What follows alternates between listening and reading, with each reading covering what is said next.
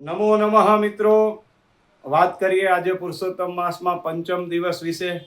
પાંચમા દિવસના અધિષ્ઠાતા અથવા તો પાંચમા દિવસના દિવસે ક્યું વ્રત કરવું, ક્યું આચરણ કરવું, શેનું દાન કરવું। તો પુરુષોત્તમ માસની કથાની અંદર બતાવવામાં આવેલું છે એ પ્રમાણે પંચમ દિવસ એ શિવ વ્રતનો મહિમા બતાવવામાં આવેલો છે।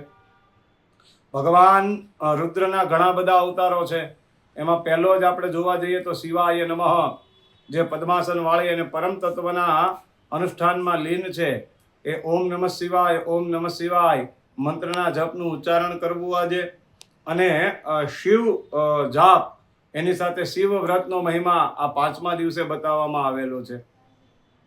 સાથે સાથે દાન વિશે વાત કરવામાં આવે તો ઇક્ષુદંડ એટલે કે શેરડીના દાનનું મહત્વ બતાવવામાં આવેલું છે આજે, જેનાથી પરસ્પર સ્નેહ અને પ્રીતિની પ્રાપ્તિ પણ થતી હોય છે।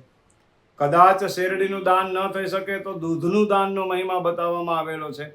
આજે દૂધ લઈ અને કદાચ આપણા આડોશી પાડોશીમાં પણ એવું બની શકે કે થેલી લઈ એને તમે અર્પણ કરો, એ પણ ન થઈ શકે તો કોઈ પશુઓને, ગાયને છે, શ્વાનને છે, તમે આજે દૂધ પીવડાવો, એ પણ ન થઈ શકે તો પક્ષીઓને ચણનો ચારો નાખવાનો પણ મહિમા આજના દિવસે એટલે કે આ પુરુષોત્તમ માસના પાંચમા દિવસે બતાવવામાં આવેલો છે। તો શિવ વ્રત અને આ દૂધના દાન દ્વારા પણ આ પુરુષોત્તમ માસના પાંચમા દિવસના શ્રેય અને પુણ્યને આપણે પ્રાપ્ત એ કરી શકીએ છીએ।